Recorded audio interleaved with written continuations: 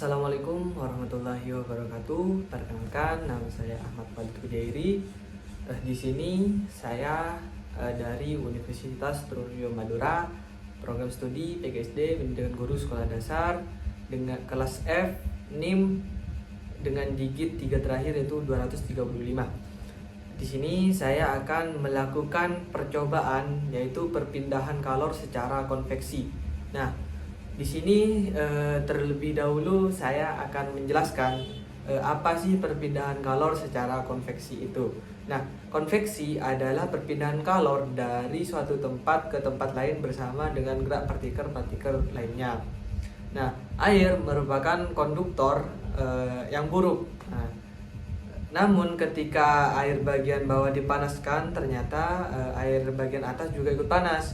Nah, berarti ada di kejadian tersebut itu ada perpindahan panas. Nah, yang ada pada air tersebut yaitu namanya perpindahan kalor secara konveksi.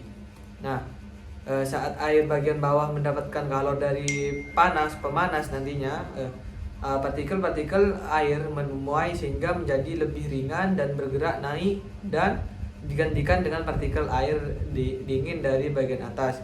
Dengan cara ini, panas dari air bagian bawah berpindah bersama aliran air menuju bagian atas. Proses ini disebut konveksi. Nah, untuk percobaan kali ini saya akan melakukan percobaan sederhana di mana tujuan dari percobaan ini yaitu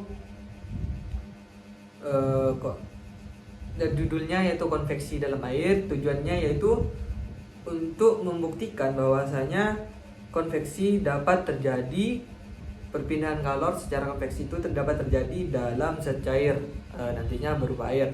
Adapun alat-alat yang akan digunakan, yang pertama itu baskom atau wajan. Nah, yang kedua itu nantinya ada air. Yang ketiga itu ada tripod nantinya. Yang keempat itu ada serbu kayu.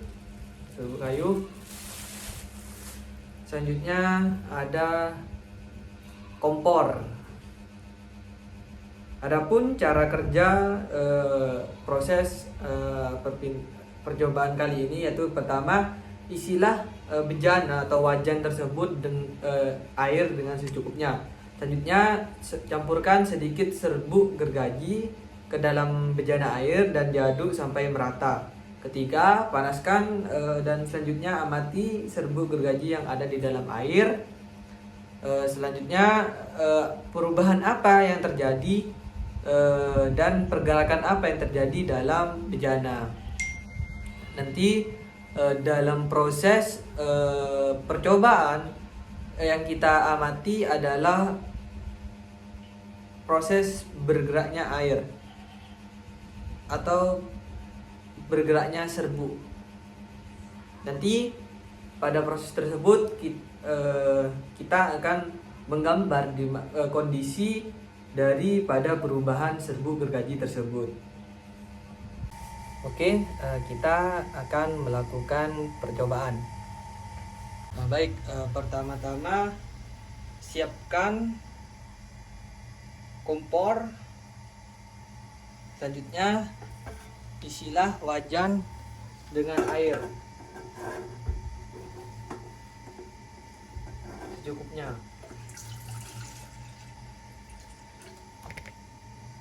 Setelah diisi, kita isi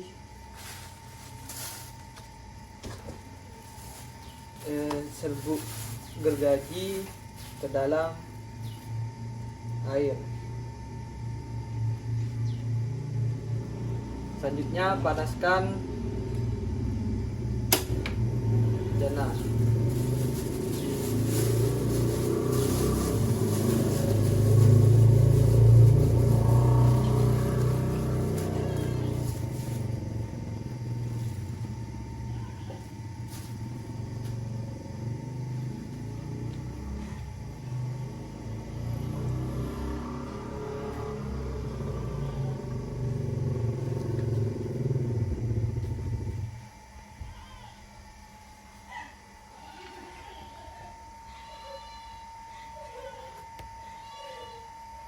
Baik, kita amati apa yang akan terjadi pada serbuk gergaji yang ada pada air.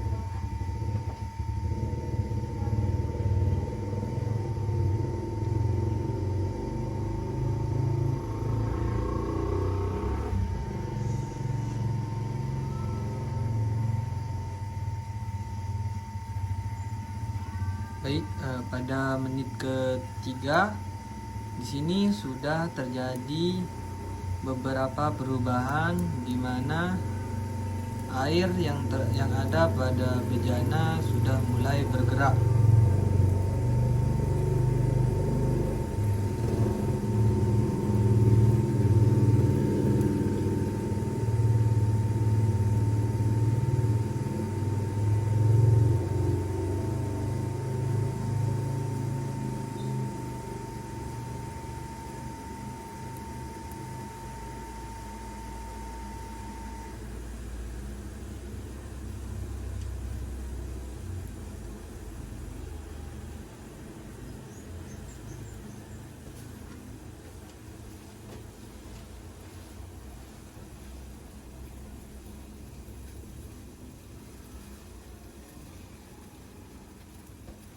Pada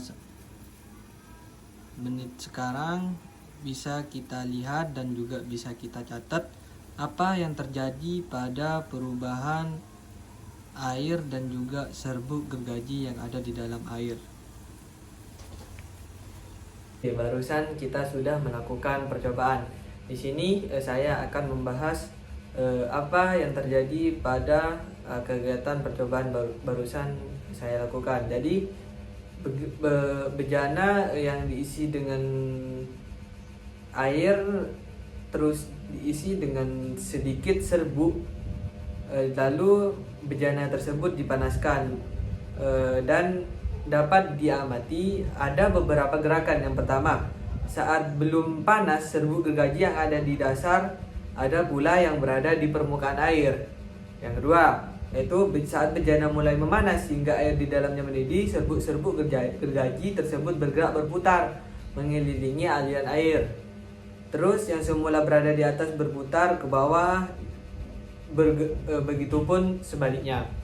Yang ketiga, massa jenis air yang berada di bawah setelah dipanaskan menjadi lebih kecil dibandingkan dengan massa jenis air yang ada di atas, sehingga molekul-molekul air yang tadinya di bawah atau dekat dengan api, yang paling bawah dasar, itu akan naik ke atas. Ini dapat dilihat dari pergerakan serbuk gergajinya, ada dari bawah gergaji itu yang ke atas. Jadi dapat ditarik kesimpulan bahwasanya dari percobaan yang saya lakukan yaitu bahwa pada air mendidih terjadi peristiwa konveksi, yaitu perubahan perpindahan panas karena perbedaan massa jenis antara bagian zat panas dan juga pada bagian zat yang dingin. Hal ini dapat diperlihatkan oleh serbuk gergaji yang tadinya ada di bawah bisa naik ke atas. Begitupun sebaliknya mengikuti aliran secara acak. Mungkin itu saja percobaan dan juga pembahasan dari saya, yaitu tentang perpindahan kalor secara konveksi. Kurang lebihnya mohon maaf. Wassalamualaikum warahmatullahi wabarakatuh.